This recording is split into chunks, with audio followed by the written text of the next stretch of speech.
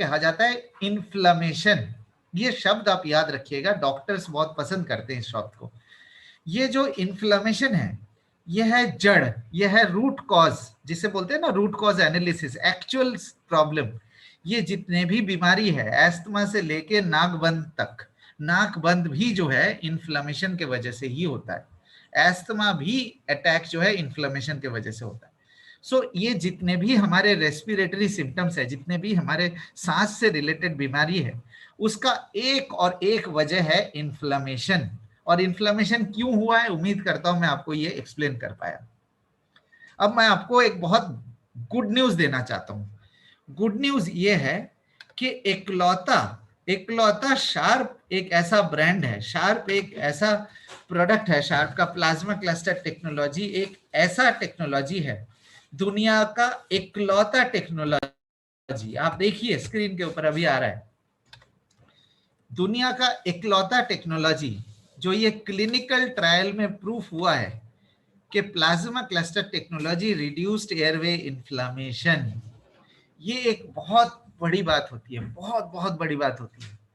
इसका मतलब यह है कि प्लाज्मा क्लस्टर टेक्नोलॉजी दुनिया का इकलौता प्यूरिफिकेशन टेक्नोलॉजी है जो हमारे शरीर के इन्फ्लेमेशन को कम करने में मदद करता है। अब इसकी मीनिंग क्या है? जो लोग ऑलरेडी इन्फेक्टेड है इन चीजों से, आप ध्यान से सुनिएगा प्लीज, जो लोग ऑलरेडी इन्फेक्टेड है, जिनको सीजन चेंज में ही बीमारी होती रहती है, आपको पता है कि कोरोना के लिए सबसे वल्नरेबल कौन से लोग हैं? यही लोग हैं सबसे वल्नरेबल। ये सबसे ज्यादा इन्फेक्शन का खतरा इनको है। क्यों इनको है? चूंकि उनका ऑलरेडी, मतलब इनके जब इन्फेक्शंस होंगे वो माइल्ड से मॉडरेट या मॉडरेट से सीवियर हो सकते हैं। वो डिपेंड करेगा पर्सन टू पर्सन, एज, बहुत सारे फैक्टर्स पे डिपेंड करता है। बट सबसे ज्यादा वल्नरेबल, सबसे ज्यादा नाजुक जो है अगर कोई है, वो ये लोग हैं। क्यों? बिकॉज उनका जो श्वास नाली है वो ऑलरेडी सिकुड़ चुका है, सिकुड़ रहा है, और इनको हर सीजन चेंज में इनको दिक्कतें आती रहती है, जिसके लिए डॉक्टर्स को सहारा लेते हैं, डॉक्टर दवाई देते हैं, टेम्पररी रिलीफ मिलता है, फिर वही प्रॉब्लम आ जाती है। अब मैं दो कंडीशन पे बात करूंगा। पहला कंडीशन, रेस्पिरेटरी सिम्टम है लेकिन अभी तक कोविड का इन्फेक्शन नहीं लगा है। दूसरा ये बात करूंगा कि रेस्पिरेटरी इन्फेक्शन के साथ साथ कोविड का इन्फेक्शन लग चुका है। सो पहले बात करूंगा अगर रेस्पिरेटरी इन्फेक्शन है लेकिन कोविड लगा नहीं है अभी, सो उन लोगों को हम कैसे बचा सकते हैं? उन लोगों को कोविड से कैसे, कोविड के इन्फेक्शन अगर खुदा ना खास्ता हो भी जाए तो भी उस इन्फेक्शन को कैसे कम लेवल पे लेके निकाल सकते हैं? सो आप अगर आपके सामने आपके परिवार में कोई ऐसे लोग हैं जिनको asthma, allergy, bronchitis, throat infection, flu वगैरह वगैरह जो भी सांस से रिलेटेड बीमारी है, आप अगर अभी एयर प्योरीफायर का इस्तेमाल करते हैं, आज से 7 से 10 दिन के अंदर आप इन बीमारियों को 50% तक रिड्यूस कर सकते हैं। और मैं कोई ये चीज ऐसे ऐसे नहीं बात कर रहा हूं आपको, मैंने अभी एक क्लिनिकल ट्रायल दिखाया। इस क्लिनिकल ट्रायल को देखिए एक बार और आप इसको समझने की कोशिश करिए कि प्लाज्मा क्लस्टर एक लौता एयर प्यूरिफिकेशन टेक्नोलॉजी है जो इन्फ्लेमेशन को रिड्यूस करता है। और ये क्लिनिकल ट्रायल का मतलब होता है ये एक्चुअल फील्ड में एक्चुअल ट्रायल्स हुए हैं। ये कोई ऐसी रिपोर्ट नहीं बना दिया गया है, ये एक्चुअल टेस्ट हुए हैं और उस टेस्ट में ये पाया गया है कि इन्फ्लेमेशन को रिपेयर करता है। तो मैं पहले कैटेगरी उन लोगों की बात कर रहा हूं जिनके रेस्पिरेटरी इन्फेक्शंस है, जिनके रेस्पिरेटरी इश्यूज है, और उनको अगर आप एयर प्योरीफायर आज देते हैं तो 7 से 10 दिन के अंदर अंदर उनको इन सब चीजों से थोड़ा सा राहत मिलेगा। क्यों राहत मिलेगा? क्योंकि जो इन्फ्लेमेशन हो चुका है श्वास नाली का वो रिपेयर होना शुरू होगा धीरे धीरे। कैसे रिपेयर होगा कि जितनी वॉल्यूम ऑफ इम्प्यूरिटीज हमारे शरीर के अंदर आ रहे थे विदाउट प्रोटेक्शन, 11,000 लीटर के साथ विदाउट प्रोटेक्शन जितनी इम्प्यूरिटीज आ रही थी, आप एयर प्योरीफायर लगा के उसका लेवल को रिड्यूस कर सकते हैं। ये ऑलरेडी हमने पिछली बार डिस्कस किया था, मैं बहुत ज्यादा डिटेल में नहीं जा रहा हूँ अभी, मैं एक और टॉपिक है उस पर बात करूंगा।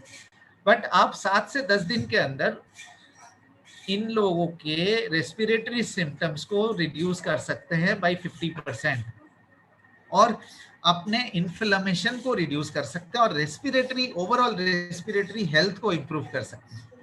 तो इसका मतलब क्या हुआ कि जो ग्रुप ऑफ पीपल है जिनको ये इन्फेक्शंस का खतरा है, रेगुलरली इन्फेक्शंस का प्रॉब्लम है, उनको आज एयर प्योरीफायर लगाने से उनके ये रेस्पिरेटरी इन्फेक्शंस को आप 50% तक रिड्यूस करिए और कोविड के भी इन्फेक्शंस जब हो सकते हैं उनको भी माइल्ड या मॉडरेट पे जाके वो निकल सकता है। सो उम्मीद करता हूं मैं आपको ये वाला ग्रुप मैं समझा पाया। एक पहला हेल्दी ग्रुप था, एक दूसरा वो ग्रुप है जो रेस्पिरेटरी इन्फेक्शन से जूझ रहे हैं, जो रेस्पिरेटरी इन्फेक्शन से अफेक्टेड है। आप अगर थोड़ी देर के लिए कोरोना को भूल भी जाएंगे तो ये तो इन्फेक्शन हमारे हर एक घर में है ना। तो अगर कोरोना को थोड़ी देर के लिए भूल भी जाए तो अगर एयर प्योरीफायर हमारा ये इन्फेक्शंस को 7 से 10 दिन के अंदर 50% तक कम कर सकता है तो वो कौन सी कम बात है, वो कौन सी छोटी बात है। और वो सर्टिफिकेट के साथ, टेस्ट रिपोर्ट के साथ, क्लिनिकल ट्रायल के साथ प्रूवन वाला चीज मैं आपको दिखा रहा हूँ। अब चलते हैं दूसरे ग्रुप में। दूसरे ग्रुप वो है जिनको रेस्पिरेटरी सिम्टम्स के साथ साथ कोविड लग चुका है। अब ऐसे सिचुएशन में क्या होता है मैं आपको बताता हूँ। प्लीज मेरे बात को बुरा मत मानिएगा, मैं हो सकता है कुछ स्ट्रॉन्ग वर्ड्स यूज करूं, लेकिन ये स्ट्रॉन्ग वर्ड्स मैं यूज कर रहा हूं ताकि मैं आपको कॉन्सेप्ट समझा पाऊं। तो मैं उन लोगों की बात कर रहा हूं जिनके एस्थमा, एलर्जी की शिकायत रहती है, जिनको सीजन चेंज होते ही किसी ना किसी तरीके की बीमारी लगती है और डॉक्टर्स के भरोसे रहना पड़ता है, मेडिसिन के भरोसे रहना पड़ता है। तो उनको अगर कोविड लग जाता है, आप एक बात को सोचिए, उनका एयरवे ऑलरेडी सिकुड़ चुका है और जब इन्फेक्शन लगता है, आपको पता है कोविड के इन्फेक्शन पहले गले में और नाक में, पहले मतलब ऊपर वाले हिस्से में अटैक करता है। जब ये ऊपर वाले हिस्से में अटैक करता है तो वहां पे वल्गम इकट्ठा होता है। वल्गम कौन बनाता है? हमारा ही बॉडी बनाता है। वल्गम का मतलब वो, मैं उस कफ की बात कर रहा हूँ जो लाइट येलो या व्हाइट कलर के हमारे मुंह से निकलते हैं, जिसे म्यूकस, वल्गम, फ्लेम ऐसे कह सकते हैं। तो क्या होता है कि जैसे कोविड का इन्फेक्शन लगता है तो वो वल्गम जो पैदा होता है, वो वल्गम हमारा शरीर तैयार करता है ताकि वायरस के ग्रोथ को रोक सके, वायरस के ग्रोथ को कम से कम कर सके। लेकिन वो वल्गम जो हमारा इम्यून सिस्टम रिस्पॉन्स कर रहा है वायरस पे, वो हमारे लिए दुश्मन बन जाता है। इसका मतलब हमारे शरीर का एक इम्यूनिटी सिस्टम के साथ आपस में लड़ाई शुरू हो जाती है। हमारा शरीर कह रहा है सांस लेने दो, इम्यूनिटी सिस्टम बलगम तैयार करता है, उसको छोटा जो रेस्पिरेटरी एयरवे ऑलरेडी हो चुका है उसके ऊपर बलगम भर देता है, तो और सांस लेने में दिक्कत होती है। तो मतलब हमारे बॉडी हमारे अगेंस्ट में काम करना शुरू कर देता है। हमारे अगेंस्ट में नहीं, वो एक्चुअली हमारे बॉडी को प्रोटेक्ट करने की कोशिश करता है, लेकिन हमारे लिए वो ज्यादा बहुत प्रॉब्लम क्रिएट करने लगता है। बिकॉज अगर ऑलरेडी सिकुड़ चुका है एयरवे और उसके ऊपर से वल्गम इकट्ठा हो गया है। आपको मालूम है कि वो सीटी स्कैन की जाती है लोगों की 5 से 7 दिन के बाद पेशेंट्स की, वो इसलिए की जाती है कि वो वल्गम कहाँ कहाँ इकट्ठा हुआ है वो देख सके और उसके हिसाब से दवाई दे सके। तो मेरा आपसे रिक्वेस्ट है कि अगर ऐसे केसेस है जिनके ऑलरेडी इन्फेक्टेड है और वो वल्गम इकट्ठा हो रहा है, उनको सांस लेने में दिक्कत आ रही है, ऐसे सिचुएशन में आप सोचिए कि ये क्या सिचुएशन है। सिकुड़ गया ऑलरेडी लंग्स को। मैंने थोड़ी देर पहले क्या कहा था आपको, 1 मिनट में 15 से 20 बार हम सांस लेते हैं और हर सांस के जरिए 200 मिलीलीटर के आसपास हवा हमारे शरीर के अंदर जाता है, 200 मिलीलीटर। तो ये जो 200 मिलीलीटर हवा लंग्स तक पहुंचनी चाहिए, वो सिकुड़ जाने से, वो रेस्पिरेटरी पाइप के सिकुड़ जाने से और उसके ऊपर वल्गम इकट्ठा होने से वो सफिशिएंट मात्रा में, परिपूर्ण मात्रा में लंग्स तक हवा नहीं पहुंच पाती। जब लंग्स तक हवा नहीं पहुंच पाएगी तो लंग्स को जो ऑक्सीजन तैयार करने के लिए जितनी हवा चाहिए, जितनी वॉल्यूम में हवा चाहिए, वो परिपूर्ण मात्रा में नहीं मिल पाती। तो जाहिर सी बात है कि जो ब्लड स्ट्रीम में ऑक्सीजन लेवल कम होने लगेगा। तो आपको मैं समझा पाया कि ऑक्सीजन लेवल क्यों कम होता है। एक बार और मैं बता देता हूं कि जितने भी रेस्पिरेटरी इन्फेक्शंस के अफेक्टेड लोग हैं उनका एयरवे ऑलरेडी सिकुड़ चुका है, वो ऑलरेडी सिकुड़ चुका है, उनको ब्रीदिंग प्रॉब्लम रेगुलरली लगे रहते हैं जिसके लिए दवाई लेते हैं उस केस में अगर साथ में कोविड भी लग जाए तो उस एयरवे, जो छोटा बहुत एयरवे बच गया था, उसके ऊपर भी बलगम इकट्ठा हो जाता है और भी दिक्कत आती है सांस लेने में। जब सांस लेने में दिक्कत आती है तो लंग्स तक परिपूर्ण मात्रा में हवा नहीं पहुंच पाती, जो हर 3-4 सेकंड में हमें चाहिए, तो वो नहीं पहुंच पाती। तो फिर हम क्या करते हैं, फिर हमें सांस लेने में दिक्कत आती है। तो जब ऑक्सीजन नहीं पहुंचेगा तो आपको डायरेक्टली ऑक्सीजन देना पड़ता है, पेशेंट्स को डायरेक्टली ऑक्सीजन देना पड़ता है, चाहे वो ऑक्सीजन कंसेंट्रेटर से दीजिए, चाहे हॉस्पिटल वाले जो पाइप लगा के ऑक्सीजन देते हैं। आपको मैं समझा पाया कि किस सिचुएशन में किस तरीके के पेशेंट को ऑक्सीजन की जरूरत पड़ सकती है। अब मैंने आपको थोड़ी देर पहले बताया कि इन लोगों को आप बचा सकते हैं, इन लोगों को आप प्रोटेक्ट कर सकते हैं। अगर अभी आज इनके घर में एयर प्योरीफायर लगाएंगे तो 7 से 10 दिन के अंदर इनका रेस्पिरेटरी हेल्थ इंप्रूव हो जाएगा। जो विदाउट प्रोटेक्शन हो सकता है वो सीवियर जा सकता था, वो आपके आज एयर प्योरीफायर लगाने से हाई प्रोबेबिलिटी उसकी रहेगी कि उस इन्फेक्शन को माइल्ड या मॉडरेट में आप छुटकारा दिला सकते हैं। और जिनको इन्फेक्शन ऑलरेडी लग चुका है, अगर आप उनके कमरे में एयर प्योरीफायर लगाते हैं और उनको, जिनके घर में ऑक्सीजन कंसेंट्रेटर दिया जा रहा है, ऑक्सीजन की सप्लाई दी जा रही है उनको, तो आप अगर एयर प्योरीफायर का इस्तेमाल करते हैं तो आप एयर प्योरीफायर से क्या करते हैं, आप एयर प्योरीफायर से इन्फ्लेमेशन की रिपेयर करते हैं। तो धीरे धीरे धीरे धीरे उनकी ब्रीदिंग नॉर्मल होने लगती है।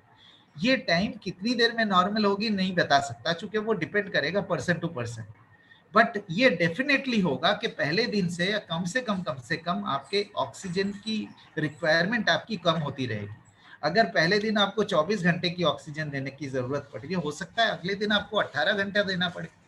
That itself is a huge achievement.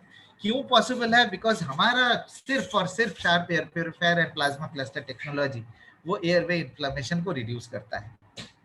उम्मीद करता हूं कि मैं आपको ये सारे के सारे ग्रुप्स में समझा पाया। एक हेल्दी ग्रुप, एक इन्फेक्टेड ग्रुप जो वल्नरेबल ग्रुप है, और तीसरे वल्नरेबल प्लस इन्फेक्शन वाले ग्रुप है, जिनको मैंने एक्सट्रीम तक आपको कह दिया। एक्सट्रीम तक मतलब मेरे ख्याल से हर एक आदमी को आज यही सोचना चाहिए कि हम इस रेस्पिरेटरी इन्फेक्शन से कैसे बच सके और इन इन्फेक्शंस को कैसे कम कर सके। चूंकि कोरोना का इन्फेक्शन इस पे डायरेक्टली डिपेंडेंट है। अगर आपकी रेस्पिरेटरी हेल्थ अच्छी रहेगी तो कोरोना हल्का सा माइल्ड सिम्टम के साथ निकल जाएगा। अगर आपकी रेस्पिरेटरी हेल्थ ठीक नहीं है, अगर आपको कंस्ट्रिक्शन ऑफ द एयरवे है, अगर आपको ये बीमारी है रेगुलर, तो आप विदाउट प्रोटेक्शन कोरोना थोड़ा सीरियस हो सकता है। मैं नहीं चाहूंगा, प्लीज आप मेरे बातों का बुरा मत मानिए। I am only trying to help you at the right time. देर ना हो जाए बस। मैं चाहता हूं कि हर एक लोग जिनके घर में ये रेस्पिरेटरी सिम्टम्स है वो आज ही प्योरीफायर ले आए और पहली बात इस रेस्पिरेटरी सिम्टम्स से छुटकारा दिलाएं, कम से कम कर सके आप। और दूसरा, आप कोविड के इन्फेक्शन से अपने बॉडी को बेहतर तैयार कर सकते हैं, बेहतर प्रिपेयर कर सकते हैं। ये सारी चीजें पॉसिबल क्यों हैं? क्योंकि आपके पास एक ऐसी टेक्नोलॉजी है, वो एयरवे इन्फ्लेमेशन को रिपेयर करता है, एयरवे इन्फ्लेमेशन को इंप्रूव करता है, जो कोई भी एयर प्योरीफायर दुनिया का नहीं कर सकता। आई होप मैं आपको ये कॉन्सेप्ट मैं समझा पाया। अब मैं आपको जो मेरा लास्ट पॉइंट है आज के सेशन का वो मैं आपको बताऊंगा कि कई लोगों के मन में हेजिटेशन होते हैं एयर प्योरीफायर को लेकर कि मैं तो, हमारे तो चारों तरफ हरियाली है, हमारे तो चारों तरफ खुला खुला सा है, हमारे शहर में तो पोल्यूशन नहीं है, हमें एयर प्योरीफायर की क्या जरूरत है। कई लोग ये भी कहते हैं कि हमें अगर साफ हवा में रहेंगे तो हमारी इम्यूनिटी कमजोर हो जाएगी। ऐसे कई तरीके के ऑब्जेक्शंस का हमें सामना करना पड़ता है। मैं आपको एक छोटा सा एग्जाम्पल दूंगा जिससे हमें ये मालूम चलेगा कि एयर प्योरीफायर जरूरत हमारे लिए है या नहीं है और कैसे एयर प्योरीफायर हमारे घर में काम करता है। मान लीजिए कि एक गंदी नाली का फोटो है, आपको इसके पास से गुजरना पड़ रहा है। हाँ, आपको 1.5 से 2 मिनट का समय लगेगा गंदे नाली को पार करने में, राइट? हमारी नेचुरल रिएक्शन क्या होती है? हम जेब में से रुमाल निकालते हैं और नाक और मुंह को ढक के हम उस गंदगी को, हम उस इन्फेक्शंस को कम करने की कोशिश करते हैं। हम कम पूरे तरीके से नहीं कर सकते, हम जीरो नहीं कर सकते। हमें गंदे नाली के पास से गुजरना है, 1-1.5 मिनट का समय लगेगा, हमें सांसें लेनी है, लेकिन नाक और मुंह को ढक के हम गंदगी को कम से कम करने की कोशिश करते हैं। एयर प्योरीफायर भी ठीक इसी तरीके से काम करता है। आप सोचिए 24 घंटे में कौन सी ऐसी जगह है जहां पे हम सबसे ज्यादा समय रहते हैं। ऑफिस है, डॉक्टर्स क्लिनिक है, या तो हमारा घर है।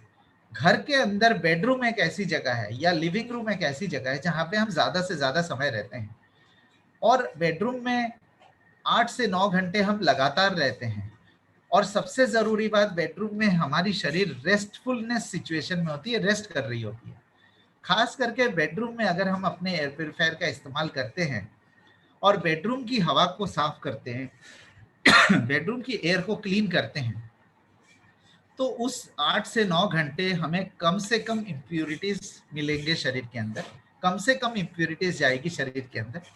जिसके कारण क्या होगा कि मान लीजिए फॉर एग्जाम्पल, इसको रूपक की तरह लीजिएगा, 11,000 लीटर अगर 10 सिगरेट जितना नुकसान करता है हमारे शरीर को, वैसे तो एक भी सिगरेट नुकसान देता है, प्लीज इसको लिटरली मत लीजिए।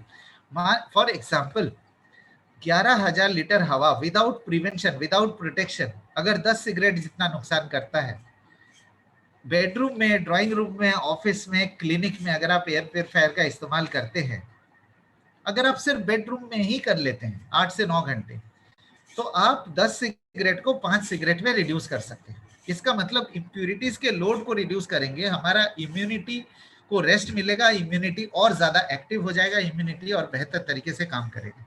ये जो कॉन्सेप्ट है, ये कॉन्सेप्ट बहुत इंपॉर्टेंट है, क्योंकि कई लोग आपको ये कहेंगे कि घर पे लगा लेंगे, बाहर जाएंगे क्या करेंगे, हमें इम्यूनिटी कमजोर हो जाएगी। तो आप ये वाला एग्जाम्पल जरूर दीजिए, जिससे हमें ये पता चलेगा कि हम इम्यूनिटी को बेहतर बनाने के लिए हम गंदी हवा में ऐसा नहीं करते कि हम वहां पे जाके प्राणायाम तो नहीं करेंगे ना, हम मेडिटेशन तो नहीं करेंगे ना नाली के पास बैठ के।